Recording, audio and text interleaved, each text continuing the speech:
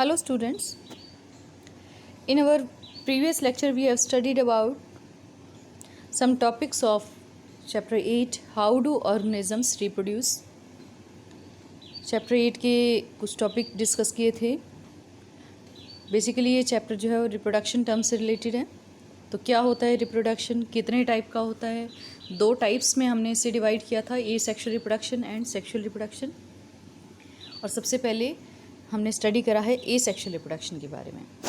Previous lecture में आपने ए sexual reproduction के डिफरेंट मोड्स को स्टडी किया था, जो डिफरेंट टाइप्स है या मोड्स कह सकते हैं आप, उनको स्टडी किया था, जिसमें फिजन है, फ्रेगमेंटेशन, रीजनरेशन, बडिंग, तो ये सब चीज़ें स्टडी करी थी हमने. वेजिटेटिव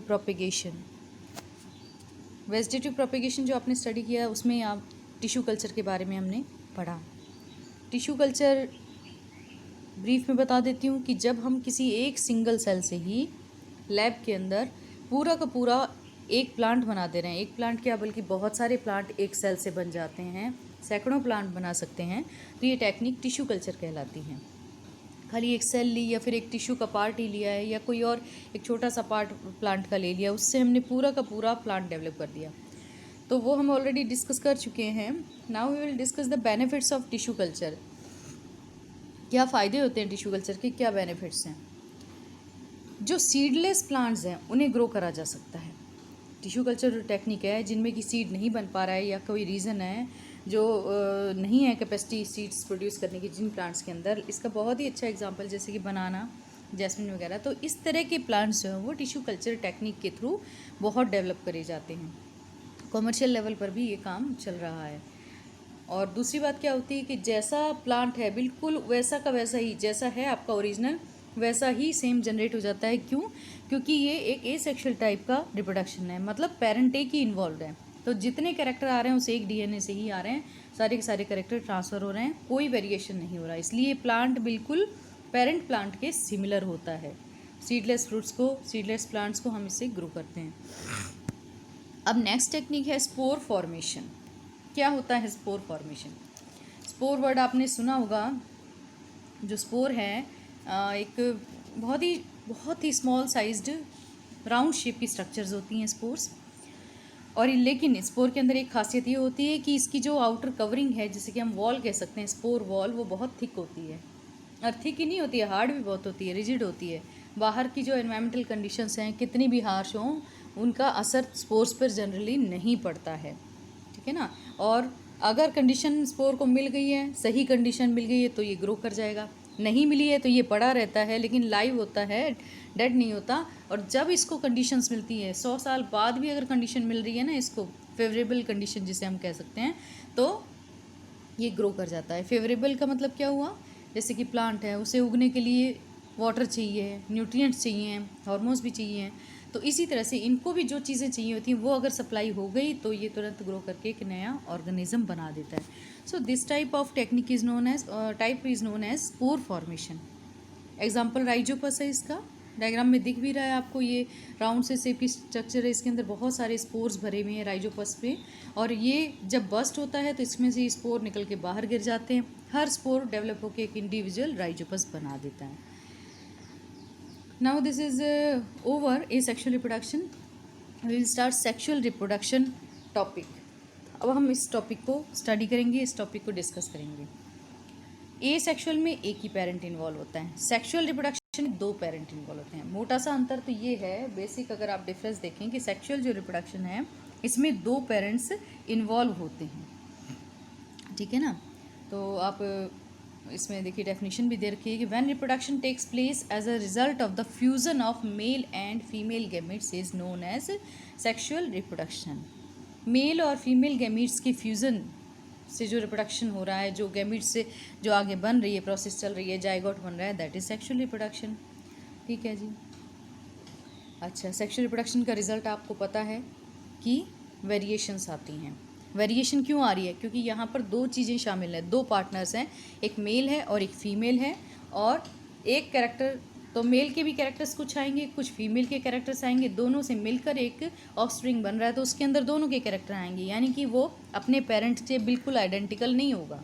जैसे कि सेक्सुअल रिप्रोडक्शन में मैंने बताया था बिल्कुल फोटोकॉपी होता है, आइडेंटिकल होता है जो ऑफस्प्रिंग आ रहा है। यहाँ पर ऑफस्प्रिंग जो है वो आइडेंटिकल नहीं होता, उसमें वेरिएशन होती है। तो ये एक सबसे बड़ा प्लस पॉइंट है सेक्सुअल रिप्रोडक्शन का।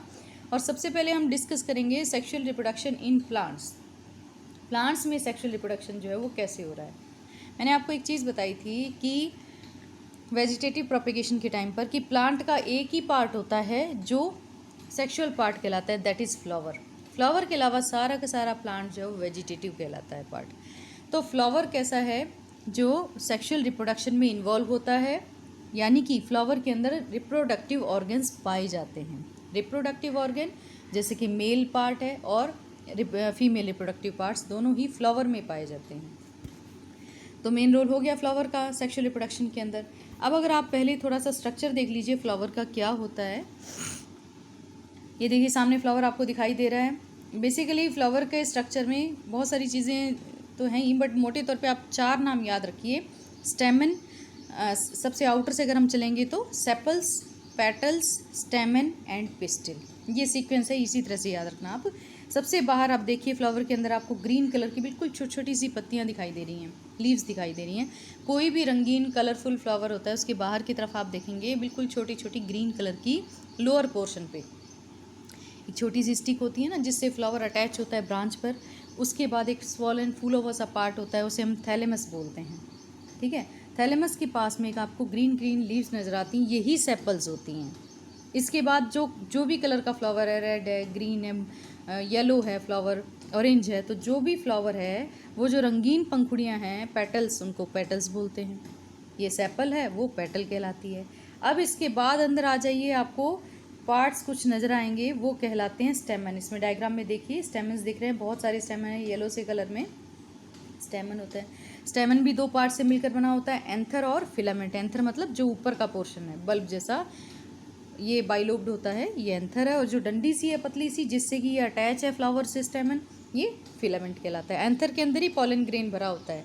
मेन रोल जो है रिप्रोडक्टिव पार्ट है एक तरीके से स्टेमन, और जो अभी मैं आपको बताऊंगी कार्पल, ये दोनों ही रिप्रोडक्टिव पार्ट हैं फ्लावर के।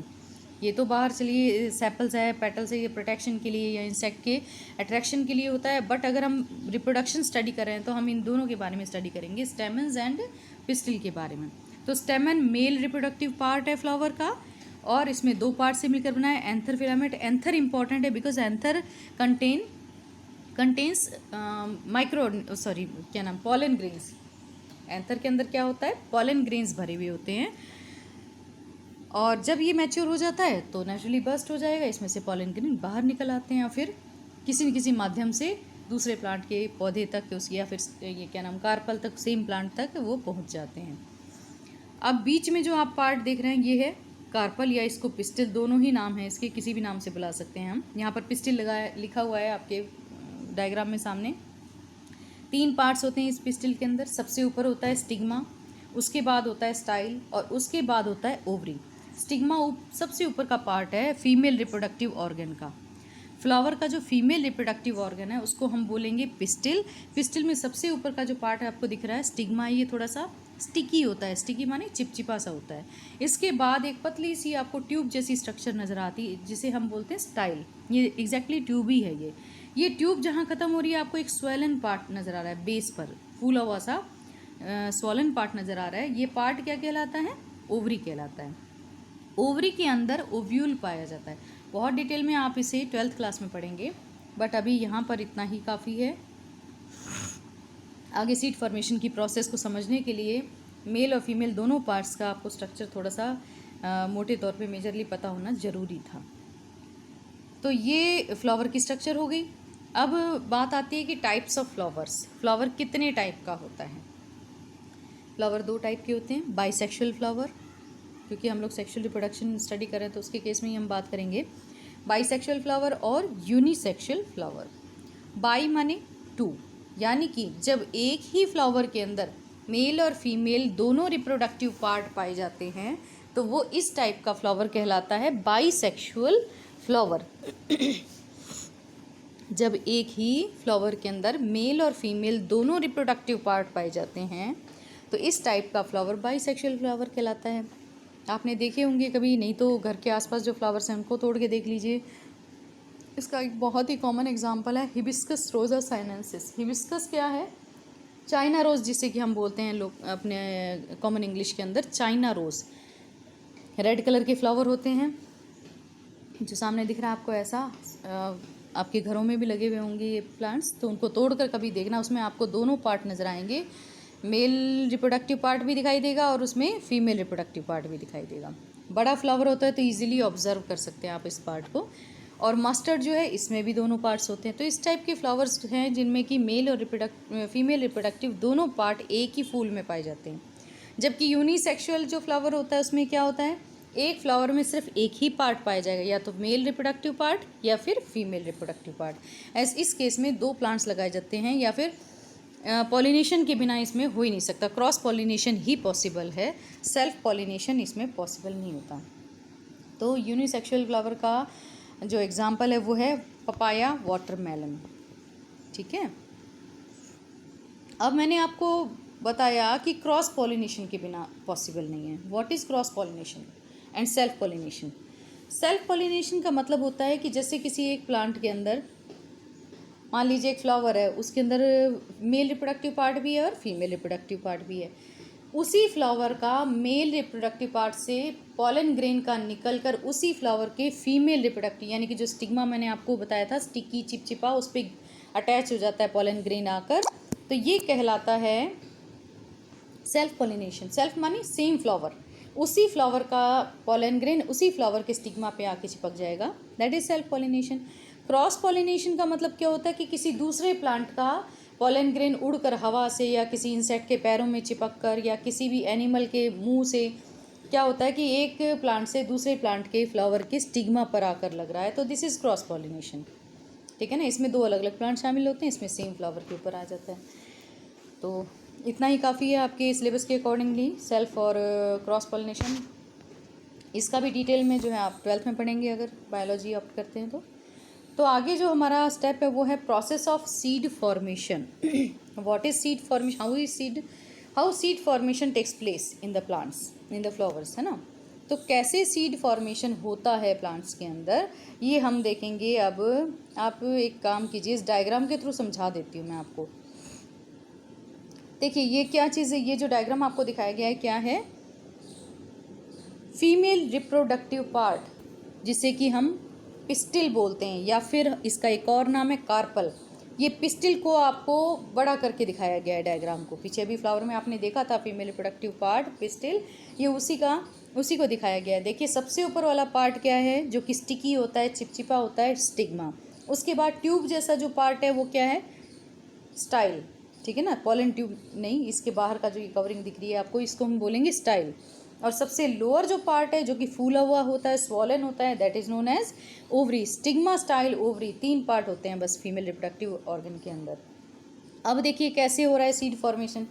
ये ऊपर जो है स्टिग्मा पर आपको राउंड शेप में दिखाई दे रहा है, ये पॉलन ग्रेन है। कहाँ से आता है, आपने मेल रिप्रोडक्टिव पार्ट पढ़ा है स्टेमन। स्टेमन 2 पार्ट्स हैं, ऊपर एंथर होता है। एंथर में बहुत सारे सैकड़ों पॉलन ग्रेन भरे होते हैं।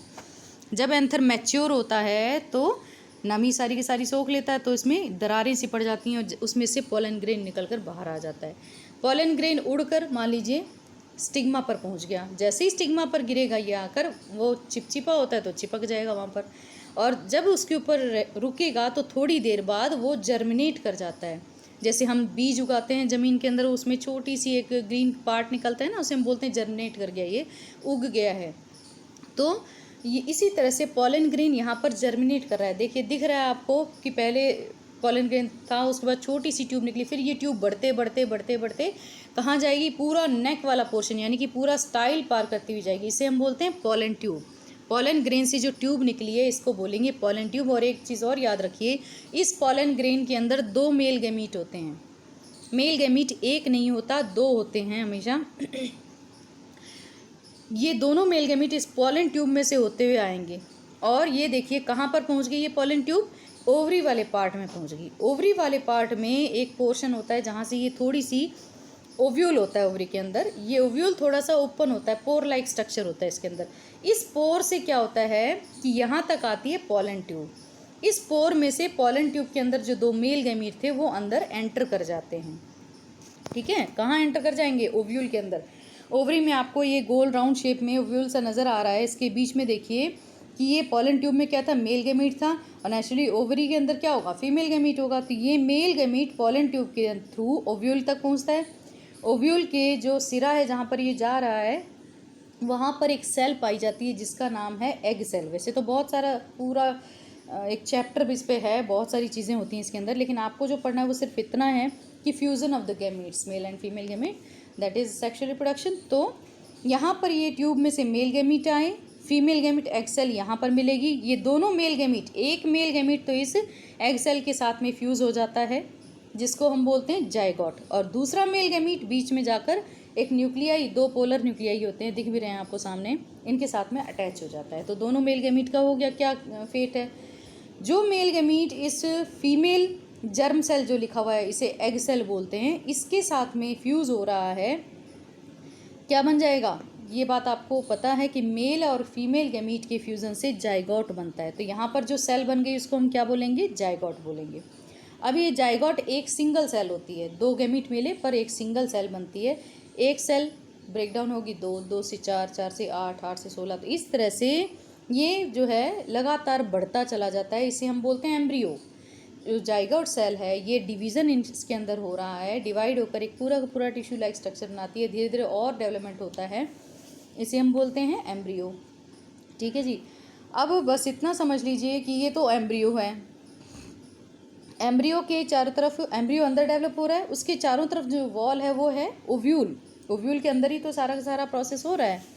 तो ये जो ओव्यूल है ये कैसा हो जाता है? धीरे धीरे टाइम के साथ ये हार्ड होता चला जाता है। ठीक है ना, जो ओव्यूल है धीरे धीरे हार्ड होता चला जाता है, और जब मैच्योर होता है तो ये किस में कन्वर्ट हो जाता है? सीड के अंदर कन्वर्ट हो जाता है। ओव्यूल मैच्योर होने पे सीड बनता है, और ये ओवरी जो है इसके बाहर चारों तरफ जो पूरा आपको पोर्शन नज़र आ रहा है, ये क्या किस में कन्वर्ट हो जाती है? फ्रूट के अंदर कन्वर्ट हो जाती है। ये बीज बन जाता है, ये सारा का सारा फ्रूट में कन्वर्ट हो जाता है। इस तरह से एक फ्लावर से फ्रूट का फॉर्मेशन हो रहा है। ठीक है ना। So this is the sexual reproduction in plants.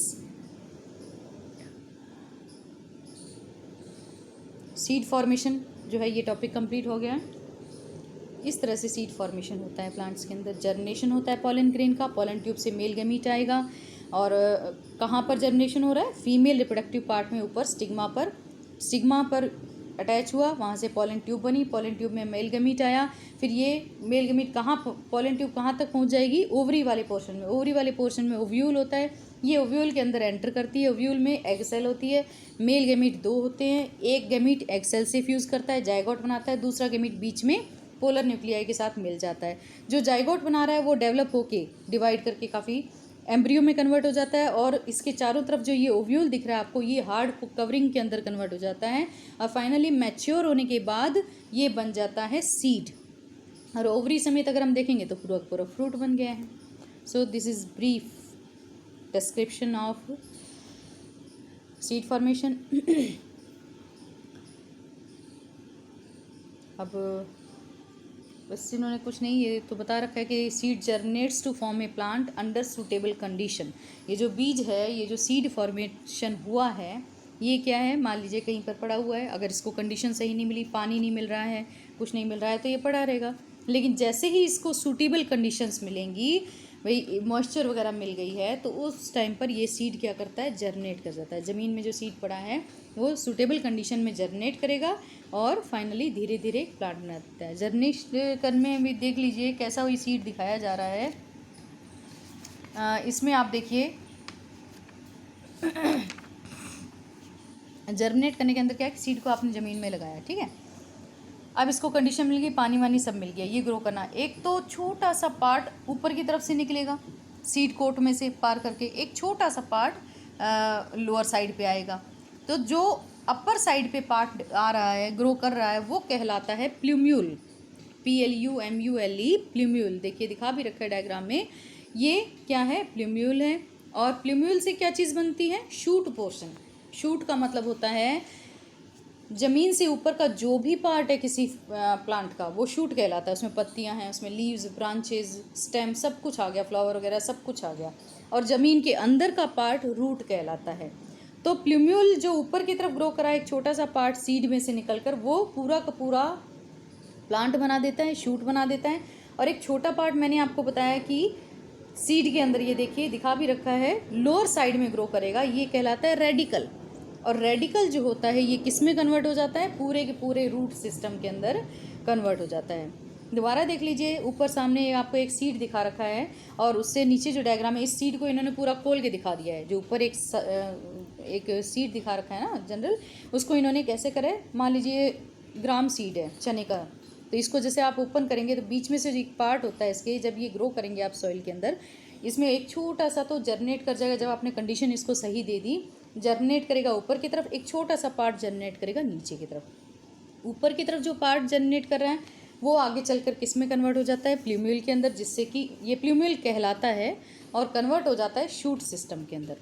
Lower जो पार्ट है ये कहलाता है रेडिकल और कन्वर्ट हो जाता है पूरे के पूरे रूट सिस्टम के अंदर। और ये जो आपको और दिखा रहे हैं फ्लैशेस से, ये दो पार्ट्स और दिखाई दे रहे हैं, ये फ्लैशी पार्ट होते हैं जिन्हें हम बोलते हैं कोटाइलेडन्स।